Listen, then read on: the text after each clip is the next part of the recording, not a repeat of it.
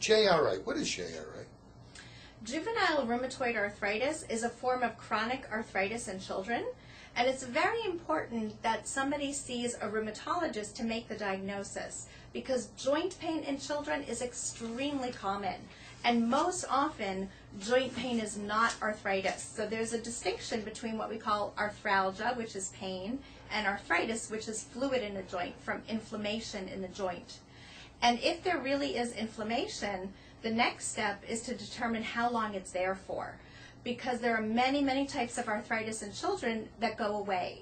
So sometimes due to an infection or a reaction to something, there can be temporary arthritis.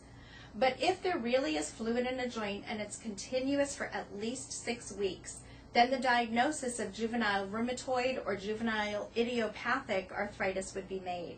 And that is a response of the body attacking the joint and causing inflammation. Are there any particular joints that are more commonly affected than other joints? The most common joint for children is the knee. And this is very different from adult arthritis. And again, this is why seeing a pediatric rheumatologist is very important. Most adults who get arthritis have small joints like their fingers affected and very widespread. The vast majority of children who get arthritis have it in just a couple of joints, and generally big joints. The knees, the ankles, the wrists. It could affect small joints also, but fortunately that's not for most children the case.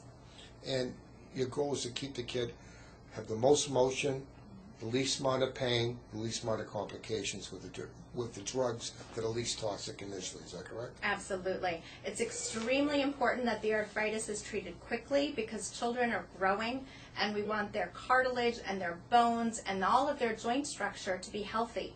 And we want kids to be able to do what children should be able to do, to run and play and do all their activities. So one of the most important things for us treating children who have arthritis is to make sure that the child is doing normal childhood activities and that they're able to do that despite the arthritis. What's the youngest child you ever saw with JRA? Under a year. The peak age for JRA is 3. And so that means that an awful lot of children are very young when they're first diagnosed. So we see children who are just a few months old who have developed arthritis. Can it sometimes present as just pure fever? It can. There is one form of juvenile arthritis called systemic onset that starts with fever. Really relentless, high, spiking fevers. And it goes on, and it passes the time frame where you would think of an infection, because infection should go away after, days or weeks even. But this fever continues and continues, and sometimes it comes with a very characteristic rash. And sometimes the rash is only there during the fever and then fades in between, so that you don't notice it when the child doesn't have the fever. The arthritis part can come months later.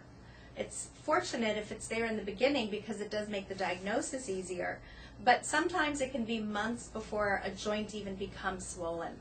There are very typical lab abnormalities that we look for in the blood counts and inflammatory markers that are in the blood, and they help with the diagnosis. But unfortunately, there is no diagnostic test for childhood arthritis of any kind. So it's basically, the more information you get, the more factors you get, the more likely it is. And obviously, right. In a pediatric situation, it's a developing story. Exactly. It's very important that we rule out other causes, things that we are able to test for. We test for very quickly to try to eliminate those possibilities. And in the end, either we see the rash with the arthritis together and that makes the diagnosis, or we just continue to follow that child and to treat those symptoms until we see the appearance of the arthritis.